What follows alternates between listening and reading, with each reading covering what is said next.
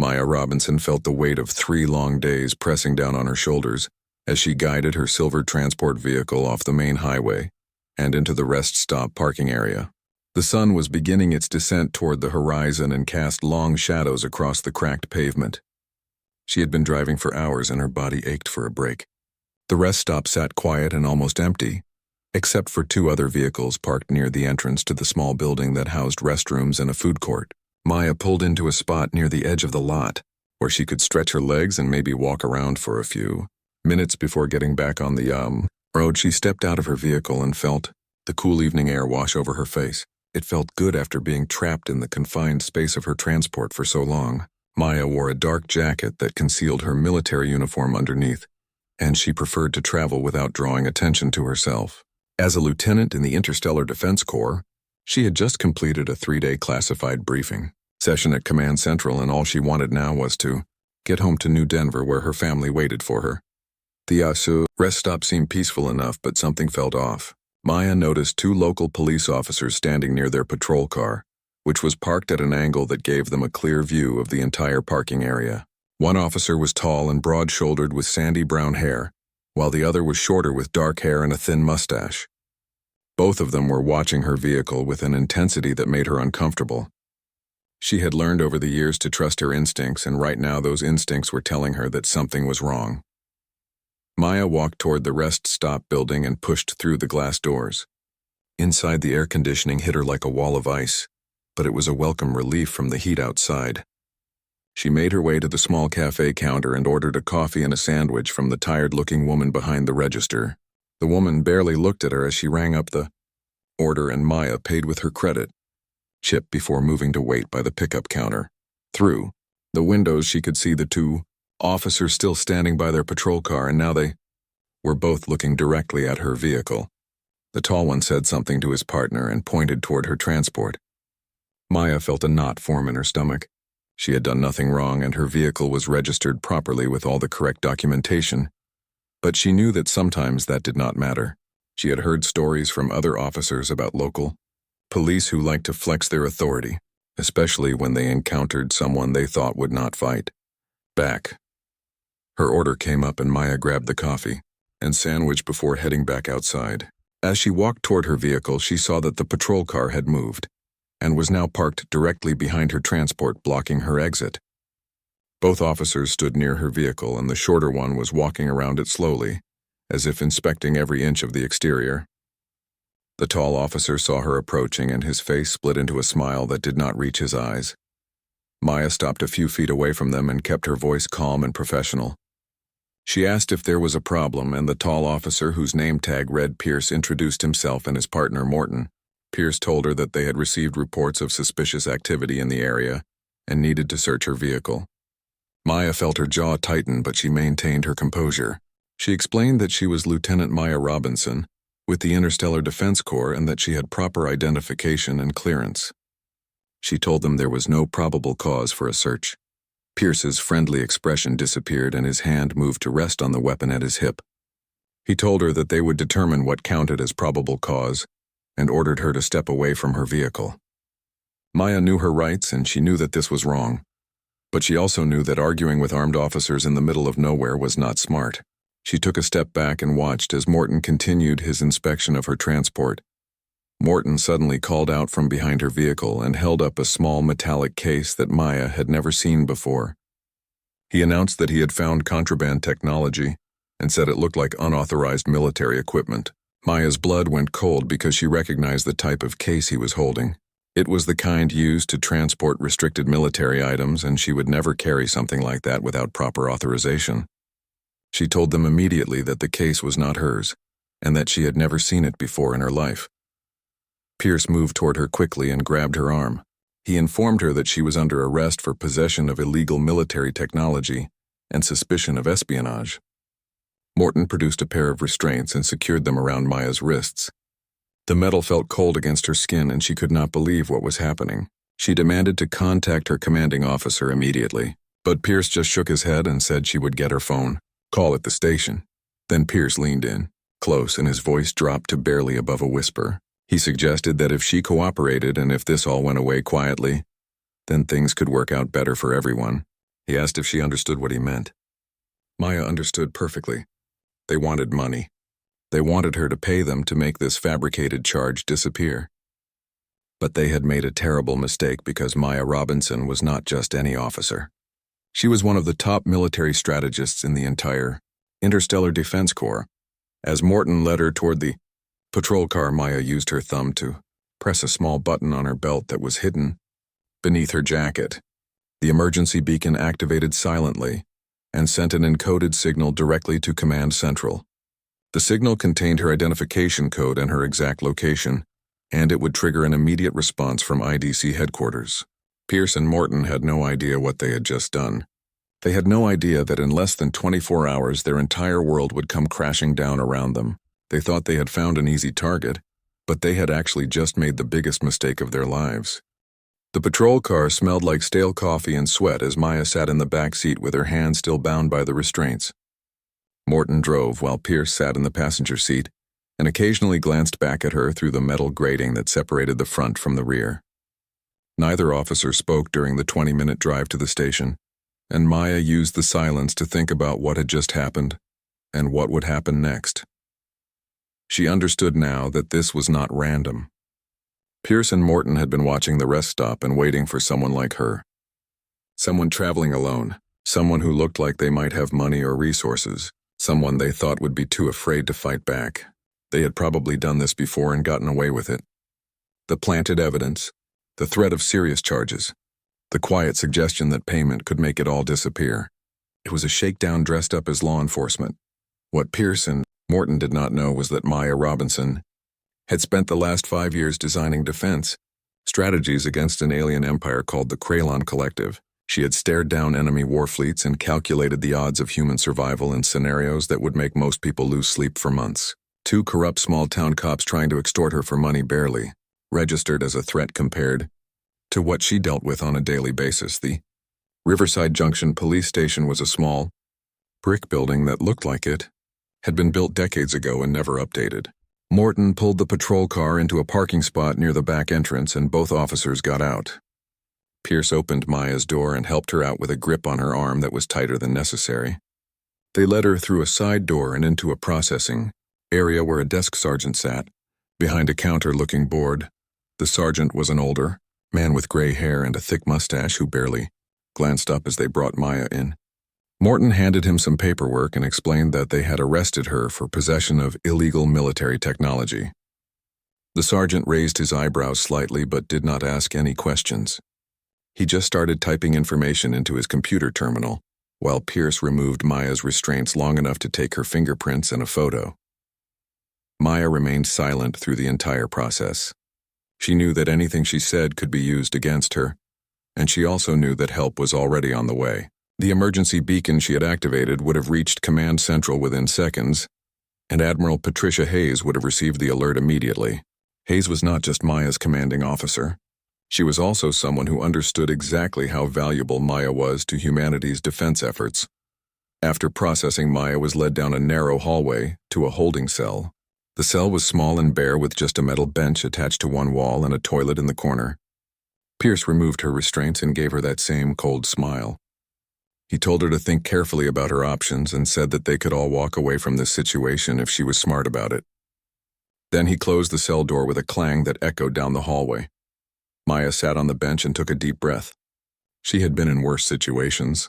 She had been trapped in a damaged ship during a Kralon attack with life support failing. She had negotiated with alien ambassadors who wanted to see humanity wiped from the galaxy. A jail cell in a small town was uncomfortable, but it was not the end of the world. She just had to wait. An hour passed before the desk sergeant appeared at her cell. He told her that she was allowed one communication call and led her to a small room with a video terminal. Maya sat down and entered the contact code for Admiral Hayes at Command Central. The connection took only a few seconds to establish, and then Hayes's face appeared on the screen. Admiral Patricia Hayes was a woman in her late 50s with steel gray hair and sharp eyes that missed nothing. She had commanded fleets in 3 major engagements against the Kralon, and had earned her position through decades of service. When she saw Maya's face on the screen, her expression shifted from curiosity to concern. Maya kept her report brief and professional. She stated her name and her authorization code, which was Sierra Tango 794. She explained that she had been detained under false charges at Riverside Junction and that evidence had been planted in her vehicle. She recommended an immediate investigation. The entire conversation took less than 2 minutes. The desk sergeant, who had been listening in as protocol required, did not seem impressed. He had probably heard 100 suspects claim they were innocent, and that evidence had been planted. To him, Maya was just another criminal trying to talk her way out of trouble. He led her back to the cell and locked the door without saying a word. What the desk sergeant did not know was that Admiral Hayes had immediately activated Protocol Omega the moment Maya's call ended. Protocol Omega was reserved for situations where critical personnel were in danger or when there was a potential threat to military security. Maya Robinson was not just another officer. She held Level 9 security clearance, which meant she had access to some of humanity's most sensitive defense secrets. She knew the locations of military bases. She knew weapon specifications. She knew strategic plans that could not be allowed to fall into enemy hands. If Maya had actually been arrested for legitimate reasons, then Protocol Omega would ensure a fair trial with proper military representation. But if the arrest was false or if there was any indication that she had been targeted, then Protocol Omega authorized the full power of the Interstellar Defense Corps to investigate and intervene. Admiral Hayes did not hesitate. She immediately contacted Commander Lisa Chen, who led the IDC Internal Affairs Division. Lisa Chen was known throughout the military as someone who did not tolerate corruption or misconduct. She had brought down generals who abused their authority and exposed officers who violated regulations. When Hayes explained the situation and showed her Maya's arrest record, Lisa's expression went cold. She told Hayes that she would handle it personally and that she would have a team on the ground within 2 hours. Back in her cell, Maya lay on the metal bench and closed her eyes. She was tired and angry, but she was also confident. The machinery of justice had been set in motion, and it would not stop until the truth came out. Pierce and Morton thought they had pulled off another successful shakedown. Captain Hoffman, who ran the Riverside Junction department, probably thought his officers had made another easy arrest. They had no idea that their entire operation was about to be torn apart piece by piece. The military shuttle touched down at the municipal spaceport just outside Riverside Junction, 2 hours and 17 minutes after Admiral Hayes made the call. The landing was smooth and quiet, and drew no attention from the few workers who were on duty at that late hour. 3 people stepped off the shuttle dressed in plain civilian clothes that made them look like ordinary travelers. The tall woman with short black hair was Commander Lisa Chen from IDC Internal Affairs. The man with dark skin and intense eyes was Kevin Martinez, who specialized in digital forensics. The younger woman with red hair pulled back in a ponytail was Angela Brooks, who handled background investigations and financial analysis. Lisa had briefed her team during the flight from Command Central. They knew that Lieutenant Maya Robinson had been arrested on false charges and that evidence had been planted.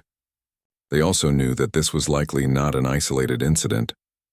Corrupt officers rarely stopped at one victim. If Pierce and Morton had done this to Maya, then they had probably done it to others. Lisa's job was to find out how deep the corruption went and to make sure that everyone involved faced justice. The team rented a nondescript ground vehicle at the spaceport and drove into town. Riverside Junction was small, with a population of maybe 15,000 people. It had one main street with shops and restaurants and a few residential neighborhoods that spread out from the center. The police station sat on a corner lot near the town hall and courthouse. Lisa drove past it slowly and noted the security cameras mounted on the corners of the building. She did not stop or announce their presence. Instead, she drove to a hotel on the edge of town and checked them into 3 rooms. Once they were settled, Kevin opened his portable computer system and began his work. The first priority was to get the security footage from the rest stop where Maya had been arrested. Kevin was one of the best hackers in the IDC, and breaking into a small-town security system was easy for him. Within 30 minutes, he had access to the rest stop cameras and was downloading all the footage. From the past 24 hours, Angela, meanwhile, was running background checks on every officer in the Riverside Junction Police Department. She started with Pierce and Morton, but expanded her search to include their commanding officers and anyone else who might be involved. She pulled financial records and purchasing histories and employment records. She looked for patterns and inconsistencies that might indicate corruption or illegal activity. Lisa sat at the small desk in her room, and reviewed the preliminary reports that were coming in from her team. Kevin sent her the security footage first, and she watched it 3 times. The video was clear and damning. It showed Maya pulling into the rest stop and going inside. It showed Pierce and Morton watching her vehicle. Most importantly, it showed Morton walking up to Maya's transport while she was inside the building. He looked around to make sure no one was watching, and then he pulled the small metallic case from inside his jacket. He placed it carefully near the rear compartment of Maya's vehicle and then stepped back. When Maya came out, Morton waited a few minutes before calling Pierce over and pretending to discover the case. Lisa felt a cold anger settle in her chest as she watched the footage. This was not just corruption. This was a deliberate frame-up. These officers had targeted an innocent person and manufactured evidence to justify an arrest. The fact that their victim happened to be a high-ranking military officer with critical security clearance made it even worse, but Lisa knew that Maya was probably not their first target. She sent a message to Angela asking her to search for similar arrests in the past year. Angela's response came back within an hour. She had found 17 other arrests made by Pierce and Morton over the past 8 months. All of them followed the same pattern: a traveler passing through town, a stop at the rest stop or a traffic stop on the highway, a search that turned up illegal items, an arrest followed by a quick settlement where the charges were dropped in exchange for payment. None of the victims had pursued the cases further because they just wanted to move on with their lives. But Angela had also found something more disturbing. She had analyzed the financial records for both Pierce and Morton and discovered that they were depositing large amounts of cash into their accounts on a regular basis. The deposits did not match their salaries, and there was no legitimate source for the money. Morton owned a house that cost 3 times his annual salary. Pierce had purchased a luxury vehicle just 2 months ago. Both of them were living well beyond their means. Then Angela found the connection to Captain Gregory Hoffman. She discovered that Hoffman had been receiving regular transfers from an account that was linked to both Pierce and Morton. The amounts were smaller, but they were consistent. Every time Pierce and Morton made a deposit, Hoffman received a payment a few days later. He was getting a cut of their illegal profits. Kevin had been busy with his own investigation. He had hacked into the evidence locker system at the police station and cross-referenced the items that Pierce and Morton had confiscated over the past 8 months. What he found made him call Lisa immediately. Several of the confiscated items were high-end technology that should never have been in civilian hands: military-grade communication equipment, encrypted data storage devices, sensor jamming tools. These were not things that ordinary travelers would carry. Kevin traced the serial numbers on the equipment and discovered that most of it had been reported stolen from military facilities over the past 2 years. Someone had been stealing military technology and selling it on the black market. Pierce and Morton had been confiscating this stolen tech from travelers, but instead of turning it in, they had been keeping it. Kevin found records showing that the equipment had been sold to a dealer named Vincent Cole, who operated out of a warehouse in the industrial district. Lisa made a decision. They needed to move faster. She sent a secure message to Admiral Hayes explaining what they had found. The corruption was worse than they had thought. It was not just about extorting money from travelers. Pierce and Morton had stumbled onto stolen military technology, and instead of reporting it, they had been selling it themselves. This was no longer just a case of corrupt cops. This was potentially a national security issue. Admiral Hayes responded within minutes. She authorized Lisa to expand the investigation and gave her full authority to bring in anyone involved. She also dispatched the 2nd Response Unit, which was a tactical team trained for high-risk operations. If this situation escalated, Lisa would have the backup she needed. Hayes also gave Lisa one more instruction: get Lieutenant Robinson out of that cell as soon as possible. Maya had been patient and professional, but she had been detained long enough. Vincent Cole was not expecting visitors when his warehouse door opened at 3 in the morning. He was sitting at his desk going over inventory records when Kevin Martinez and Angela Brooks walked in, followed by 2 armed security personnel from the 2nd Response Unit. Vincent looked up in shock and started to reach for something under his desk, but one of the security officers was faster. The officer pointed his weapon at Vincent and told him to put his hands where they could be seen. Vincent was a thin man in his 40s with graying hair and nervous eyes. He made his living buying and selling items that existed in the gray areas of legality, Sometimes those items crossed over into completely illegal territory, but Vincent had always been careful to avoid getting caught. He had contacts in law enforcement who tipped him off when investigations got too close. He had lawyers who knew how to exploit loopholes in the legal system. But looking at the cold expressions on the faces of the people who had just walked into his warehouse, Vincent knew that his luck had finally run out. Angela placed a data pad on the desk in front of him. The screen showed a list of items that Vincent had purchased and sold over the past 8 months. Military communication scramblers, encrypted data cores, sensor jamming equipment, advanced targeting systems. All of it stolen military property. All of it sold through Vincent's network to buyers whose identities were hidden behind shell corporations and fake names. Kevin pulled up a chair and sat across from Vincent. He explained very calmly that they knew everything. They knew about the stolen military technology. They knew about Vincent's suppliers. They knew about his buyers. The only question was whether Vincent wanted to cooperate, or whether he wanted to face charges for trafficking in stolen military property and potentially aiding enemy forces. The second option carried a minimum sentence of 20 years in a maximum security facility. Vincent's hands were shaking as he looked at the evidence on the data pad. He had always told himself that he was just a middleman. He bought items from people who claimed they had acquired them legally, and he sold them to buyers who said they needed them for legitimate purposes. He never asked too many questions because questions were bad for business. But now he was being told that his business had been helping humanity's enemies, and that made him a traitor. He asked for immunity, and Kevin shook his head. The best they could offer was a reduced sentence in exchange for full cooperation. Vincent thought about it for maybe 10 seconds before he started talking. He told them everything. He explained that Pierce and Morton had come to him 6 months ago with a proposal. They had access to high-end technology that they wanted to move quietly. Vincent would sell the items through his network and give them 40% of the profits. It seemed like easy money at the time. Angela asked about the buyers, and Vincent pulled up his records on his computer. Most of the sales had gone through intermediaries and shell corporations, but Kevin was able to trace them back to their real owners. What he found made his blood run cold. He called Lisa immediately and told her to come to the warehouse. This was bigger than they had thought. Lisa arrived 20 minutes later, and Kevin showed her what he had discovered.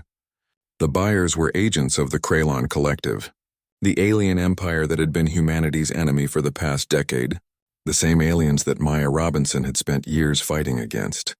The stolen military technology had been purchased piece by Kralon operatives who were posing as human civilians. They had been studying human weapons and defenses and looking for weaknesses they could exploit. Lisa felt sick as she realized the implications.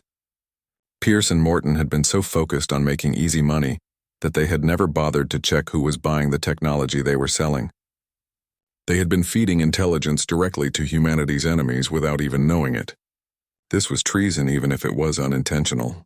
Every piece of equipment that had passed through their hands had given the Kralon more information about how to attack human colonies and military installations.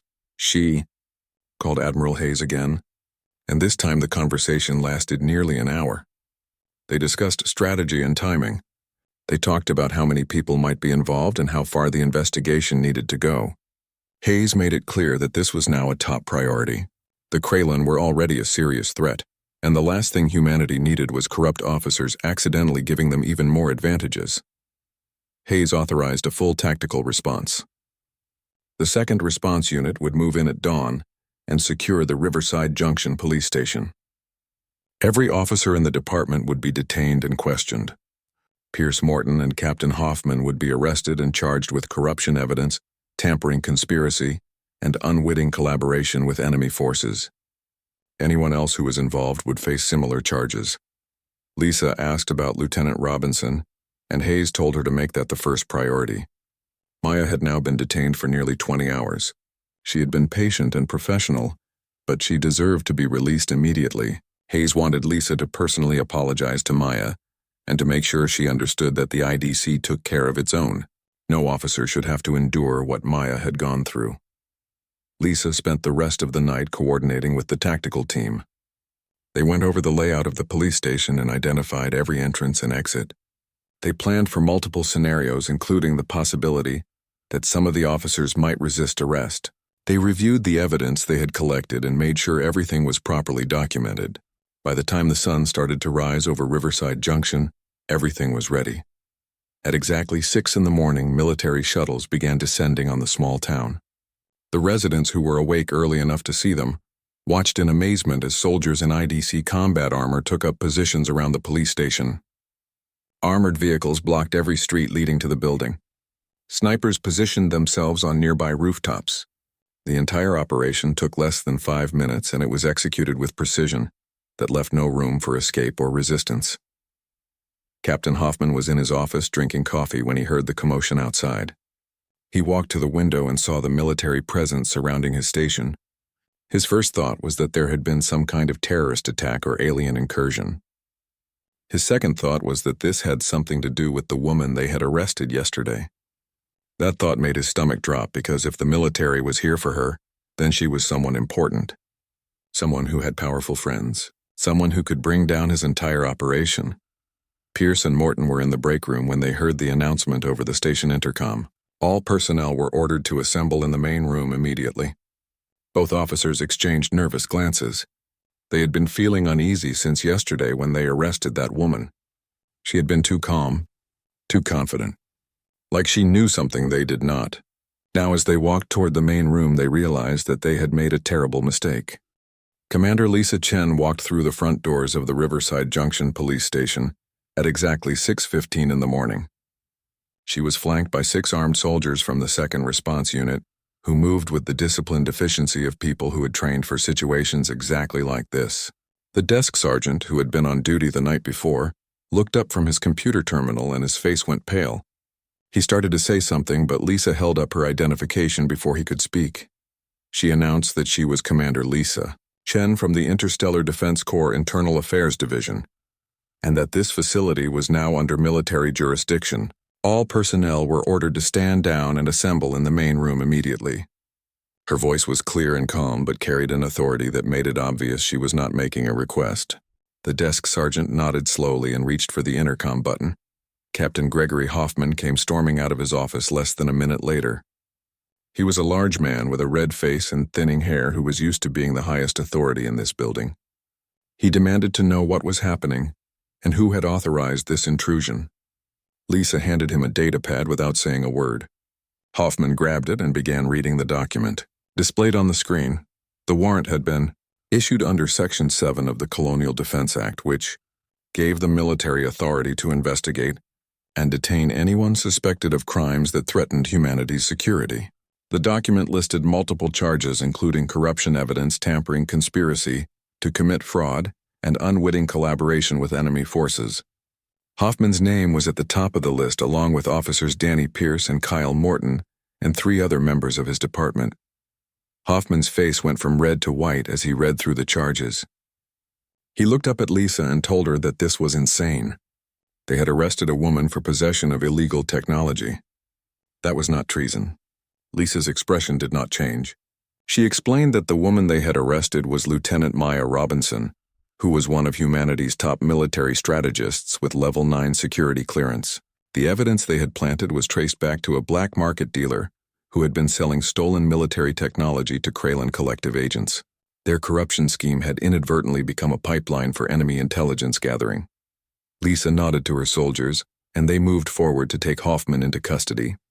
He started to protest, but one of the soldiers placed restraints on his wrists before he could finish his sentence.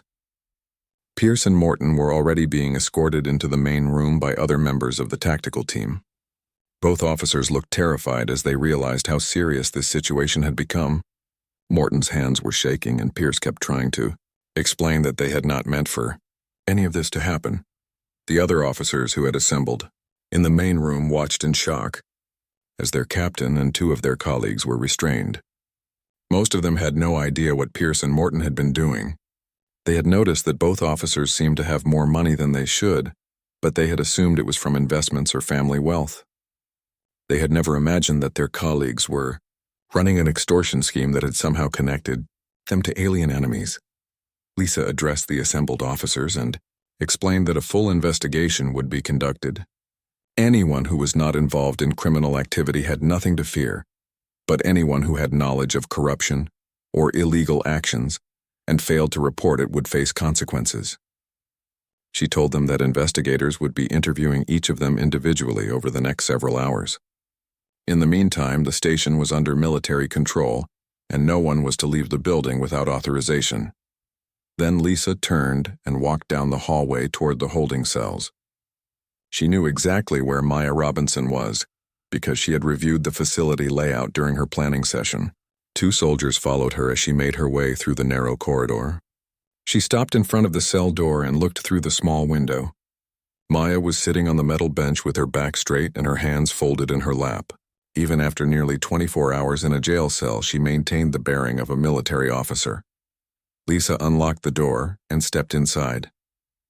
Maya looked up at her with calm eyes that showed no fear or anger, just patience and a quiet confidence that justice would eventually arrive.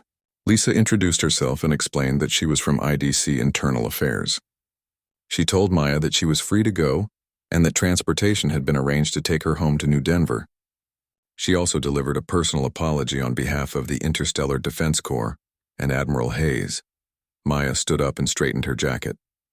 She asked if her testimony would be required, and Lisa confirmed that it would be. The case against Pierce, Morton, and Hoffman would require detailed statements from Maya about what had happened at the rest stop. But Admiral Hayes had insisted that Maya be given a few days of leave first. She had earned a rest after what she had been through. As they walked back through the station, Maya saw Pierce and Morton sitting in the main room with their hands restrained behind their backs. Both men looked at her with expressions that mixed fear and shame. Pierce started to say something, but Lisa cut him off. She told him that he would have plenty of time to explain himself during the formal investigation. Right now, his priority should be finding a good lawyer because he was going to need one. Outside the station, Maya took her first breath of free air in nearly 24 hours. The morning sun was warm on her face, and she felt some of the tension drain from her shoulders. A military transport vehicle was waiting for her at the curb, and Lisa walked with her to the door. Before Maya got in, Lisa told her that the investigation had uncovered evidence that went far beyond simple corruption. The technology that Pierce and Morton had been selling had ended up in the hands of Kralin agents. Maya's arrest had accidentally exposed a security breach that could have cost humanity dearly. Maya nodded slowly as she processed this information. She had been targeted because she looked like someone who would not fight back. Because Pierce and Morton thought she was just another traveler, they could shake down for easy money. They had no idea that their random victim was someone who held critical military secrets. They had no idea that their corruption had connected them to the very enemies Maya spent her career fighting against. The irony was not lost on her. She had been arrested for possessing illegal military technology, when in reality she was one of the people responsible for protecting that technology. The case that Pierce and Morton had planted in her vehicle had probably been stolen from a military facility and sold through Vincent Cole's network to Kralin buyers. If Maya had actually been a spy or a traitor, then their frame-up could have been the perfect cover for her. But because she was innocent and because she had immediately reported her arrest to Admiral Hayes, the entire conspiracy had been exposed. Lisa asked Maya if she needed anything, and Maya shook her head. All she wanted was to go home. She had family waiting for her, and she had been away for too long already. The investigation that followed Maya's release consumed the next 3 weeks and expanded far beyond Riverside Junction. Commander Lisa Chen and her team worked 16-hour days interviewing witnesses, analyzing evidence, and tracking down connections that spread across multiple jurisdictions. What had started as a simple case of corrupt officers trying to extort money from a traveler had evolved into something much larger and more dangerous. Kevin Martinez spent most of his time following the digital trail of stolen military technology. He traced serial numbers and shipping records and financial transactions. Every piece of equipment that had passed through Vincent Cole's hands left a trace in some database somewhere, and Kevin was relentless in hunting down those traces. What he found was disturbing. The stolen technology had been moving through the black market for nearly 2 years. Vincent Cole was just one dealer in a network that stretched across a dozen worlds. Angela Brooks focused on identifying all the people involved in the corruption scheme. She discovered that Pierce and Morton had been running their operation for at least 8 months, but they were not the only officers involved. 3 other members of the Riverside Junction Department, had participated in various ways. One officer had helped process false arrest reports. Another had provided cover by filing paperwork that made the arrests look legitimate. A third had acted as a lookout during some of the shakedowns, but the investigation also revealed something unexpected. The corruption was not limited to Riverside Junction. Angela found similar patterns in 11 other police departments across the region. Officers who were living beyond their means. Arrest records that showed suspicious patterns. Evidence that disappeared from lockups without proper documentation. The shakedown scheme that Pierce and Morton had been running was apparently not unique. Other corrupt officers had figured out the same game. Lisa coordinated with law enforcement agencies across multiple jurisdictions to bring in the other officers who were involved. It was a delicate operation because they did not want to alert anyone before they had all the evidence gathered. The arrests happened simultaneously across 6 different towns. 43 officers in total were taken into custody and charged with various crimes, ranging from corruption and extortion to evidence, tampering and conspiracy. The most serious charges were reserved for Pierce, Morton, and Hoffman. They were the ones who had directly facilitated the transfer of military technology to enemy agents even if they had not known what they were doing. Intent did not matter when it came to national security. Their actions had provided the Kralin collective with intelligence about human defensive capabilities, and that made them guilty of collaboration with the enemy, whether they meant to do it or not. The military also tracked down and arrested 3 Kralin infiltrators who had been posing as human civilians. These were the agents who had been purchasing the stolen technology through shell corporations and fake identities. One of them had been living in a small city called Fairmont for over a year. Another had established a business in the capital city of New Denver. The third had been working as a technician at a civilian spaceport. All 3 had been carefully building cover identities while they gathered intelligence for their government. When the infiltrators were interrogated, they revealed information that made the military leadership extremely concerned. The Kralin had been running intelligence operations across human space for years. They had agents embedded in multiple worlds gathering information about military installations, industrial capabilities, and civilian infrastructure. The stolen technology that had been flowing through the black market was just one of many sources of intelligence they were exploiting. Admiral Hayes convened a special security council to discuss the implications of what had been discovered. Maya was invited to attend even though she was technically on leave. Hayes wanted her perspective because Maya understood the Kralin better than almost anyone. She had studied their tactics and strategies. She had analyzed their ship movements and predicted their attack patterns. If anyone could assess how much damage the intelligence leak had caused, it was Maya. Maya reviewed all the evidence and equipment that had been recovered. She examined the specifications of the stolen items and thought about what the Kralin could learn from them. Her conclusion was both reassuring and concerning. The technology that had been stolen was serious, but it was not catastrophic. Most of it was several years old and had already been replaced by newer systems. The Kralin would learn something about human capabilities, but not enough to give them a decisive advantage. However, Maya warned the council that the real danger was not the technology itself, but the pattern it revealed. If the Kralin knew which items to target, then they had someone providing them with guidance. Someone who understood human military systems well enough to know what would be valuable.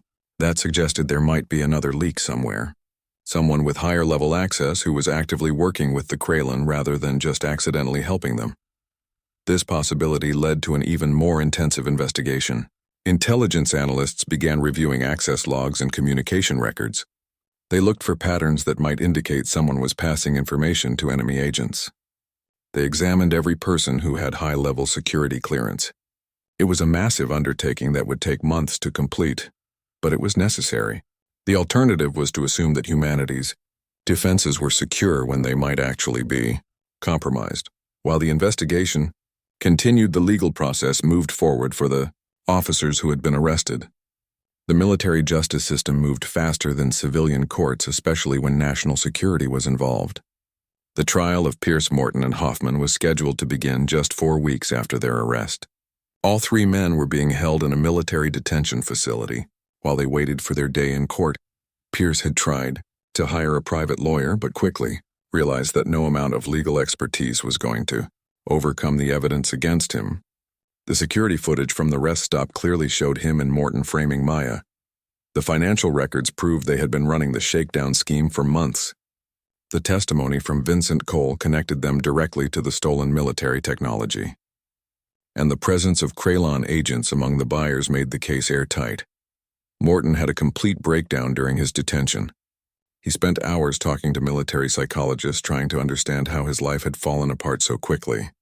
He had joined the police force because he wanted to help people. He had taken an oath to uphold the law and protect the innocent. But somewhere along the way, he had convinced himself that taking a little extra money was not really wrong. Everyone bent the rules sometimes. Everyone looked out for themselves. He had never imagined that his small acts of corruption would lead to charges of treason. Hoffman maintained his composure better than his subordinates, but inside he was terrified. He had been a police captain for 15 years. He had a wife and 2 children. He owned a house and had retirement savings. All of that was gone now. His career was destroyed. His reputation was ruined. His family would suffer because of his choices.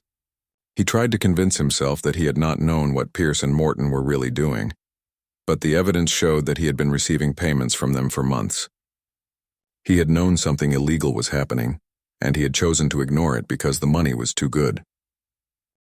The military courtroom was packed on the day the trial began. Reporters from every major news network had requested access, and the judge had allowed limited media coverage. The public had a right to know what had happened and how the military was handling it. The story of a decorated officer being framed by corrupt cops had captured attention across human space, and people wanted to see justice. Served Maya sat in the witness section wearing her full military uniform with her lieutenant insignia displayed prominently. She had been called to testify on the first day of the trial, and she was prepared to tell the court exactly what had happened at that rest stop. Next to her sat Admiral Hayes, who had insisted on attending to show support. The message was clear. The Interstellar Defense Corps stood behind its officers and would not tolerate anyone who tried to harm them.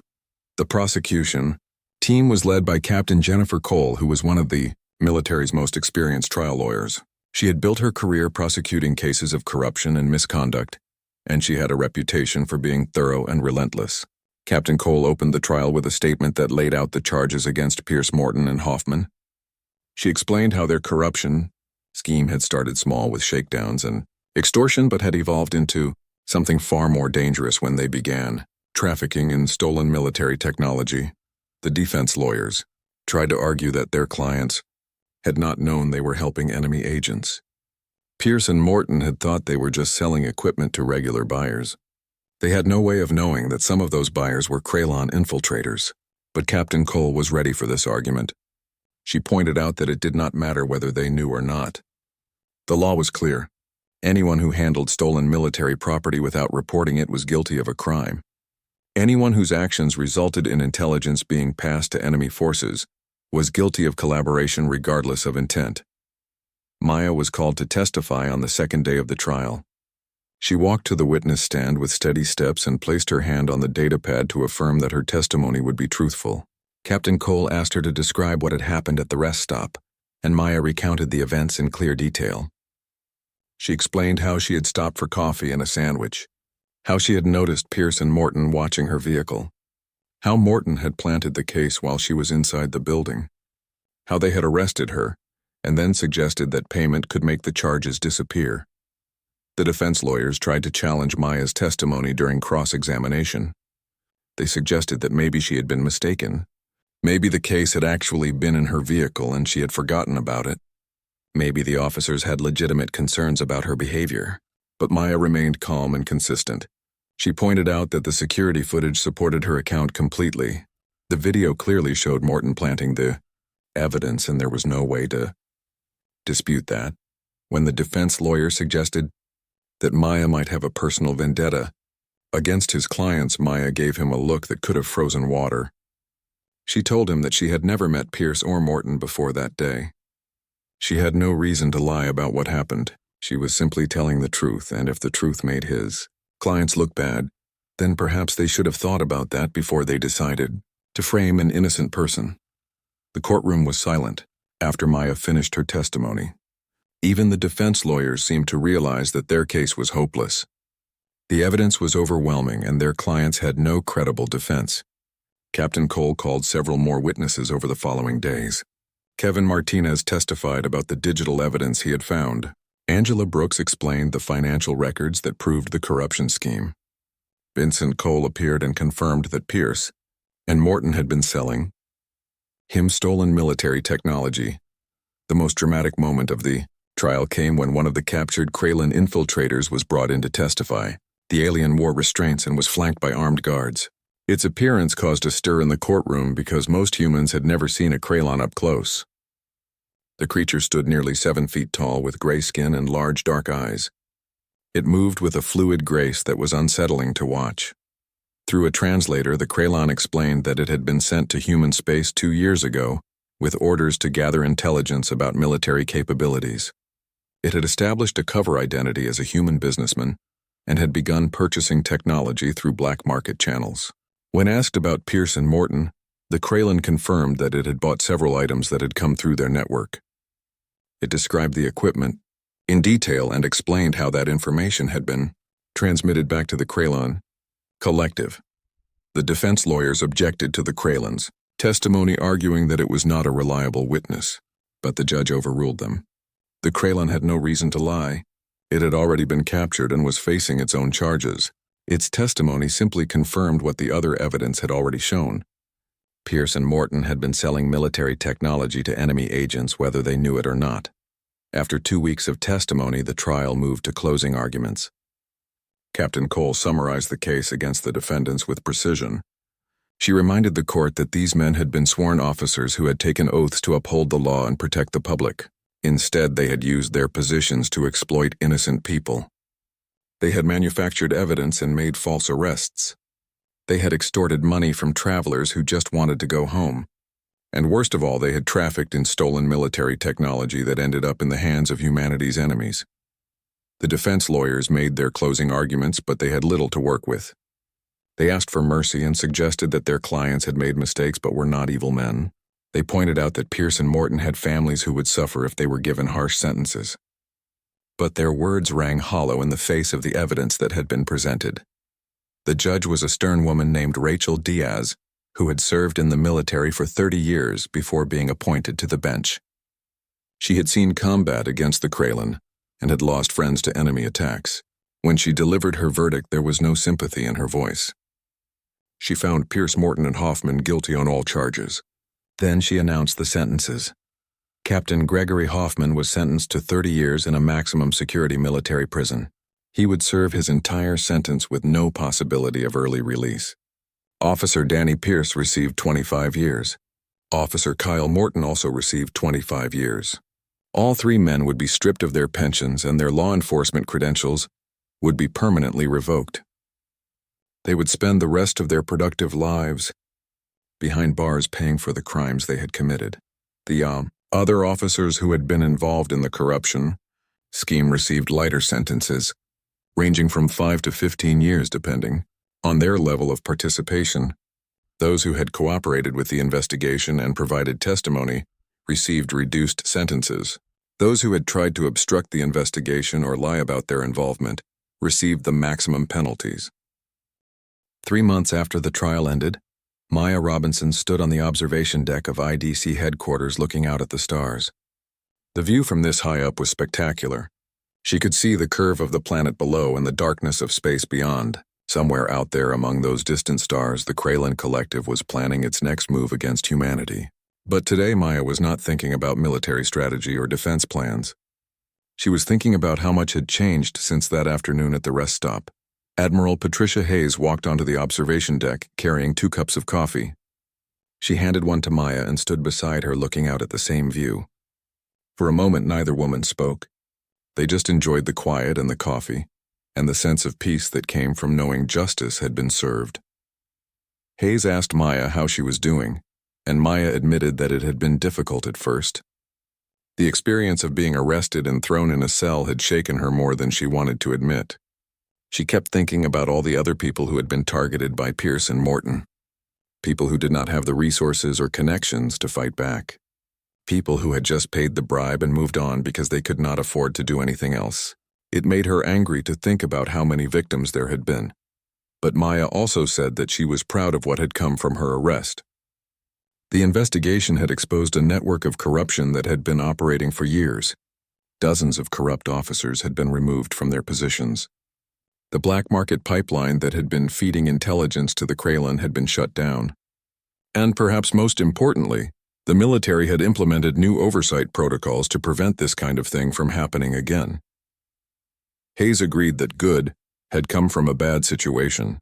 She explained that every police department with jurisdiction over interstellar highways now had mandatory audits. Evidence handling procedures had been completely overhauled. New safeguards had been put in place to prevent tampering, and officers who showed signs of living beyond their means were automatically flagged for investigation. The system was not perfect, but it was much better than it had been. Hayes then told Maya that she had something for her. She handed Maya a small case and told her to open it. Inside was a new rank insignia and a medal. Maya looked up in surprise and Hayes smiled. She explained that effective immediately, Maya was being promoted to commander. The promotion was based on merit and years of service, but it was also recognition for how she had handled herself during the arrest. She had remained calm and professional even when she was being treated unjustly. She had followed proper protocols and trusted that the system would work. Her actions had led to the exposure of a major security threat. The medal was the Star of Valor, which was awarded to officers who showed exceptional courage or made significant contributions to humanity's defense. The official citation stated that Commander Maya Robinson had remained composed under false arrest, and that her response had led to the identification and elimination of a pipeline that was providing intelligence to enemy forces. Her actions had potentially saved lives and protected military secrets. Maya accepted the promotion and the medal with quiet pride. She thanked Admiral Hayes for her support and for believing in her. Hayes told her that belief had nothing to do with it. The evidence spoke for itself. Maya was one of the best officers in the entire Interstellar Defense Corps, and she deserved to be recognized for her service. Then Hayes reminded Maya that she still had leave time that she had not used. Her family had been waiting for her to come home for months. She had earned a rest, and Hayes insisted that she take it. Maya could return to duty in 2 weeks and not before. That was an order from her commanding officer, and Hayes expected it to be followed. Maya smiled and agreed. She gathered her things and prepared to leave. As she walked toward the exit, she thought about the rest stop where everything had started. She thought about Pierce and Morton, who had seen a woman traveling alone and assumed she would be an easy target. They had made calculations based on appearances and assumptions. They had looked at her and decided she was someone who would not fight back. Someone who did not matter. Someone they could exploit without consequences. They had been wrong about all of it. Maya mattered a great deal. She was a valued member of the military with skills and knowledge that were critical to humanity's survival. She had friends in high places who would move heaven and earth to help her, and she absolutely would fight back when she was treated unjustly. Pierce and Morton had learned these lessons the hard way, but Maya also knew that she had been lucky. She had the resources and connections to fight back. Many of the other victims of Pierce and Morton's scheme had not been so fortunate. They had paid the bribes or accepted the settlements because they had no other choice. They were ordinary people just trying to live their lives, and they had been victimized by officers who were supposed to protect them. That was what made Maya angriest when she thought about the whole situation. Police officers were supposed to be the good guys. They were supposed to enforce the law fairly and treat everyone with respect. When officers became corrupt, they did not just break the law. They broke the trust that held society together. They made people afraid of the very people who were supposed to keep them safe. As Maya's transport lifted off from headquarters, she looked down at the city below. Millions of people lived and worked down there. Most of them were good, honest citizens who followed the rules and tried to do the right thing. They deserved to have law enforcement officers who would protect them rather than exploit them. They deserved a system that worked fairly for everyone, regardless of who they were or what they looked like. The reforms that had been implemented after the investigation were a start. But Maya knew there was more work to be done. Corruption was like a disease. It could spread quietly and cause damage for years before anyone noticed. The only way to fight it was through constant vigilance and a commitment to accountability. Officers needed to know that if they abused their power, they would face consequences. No exceptions. No excuses. Maya's transport climbed higher and the city fell away beneath her. She was heading home to New Denver where her family waited. She would spend 2 weeks with them resting and recovering. She would play with her niece and have dinner with her parents. She would sleep in her own bed and wake up without the weight of military duty pressing down on her. It would be good to be home. But she knew that in 2 weeks she would return to headquarters ready to continue the fight. The Kraylon Collective was still out there. They were still probing human defenses looking for weaknesses. They were still planning attacks that could cost lives. And Maya would be there to stop them. That was her job. That was her purpose. And she was good at it. As the stars filled the viewport, Maya smiled. 24 hours. That was all it had taken for justice to come knocking after Pierce and Morton made their mistake. 24 hours for the full power of humanity's military to descend on a small town and expose the corruption that had been festering there. 24 hours to prove that no one was above the law and that the Interstellar Defense Corps took care of its own. Always.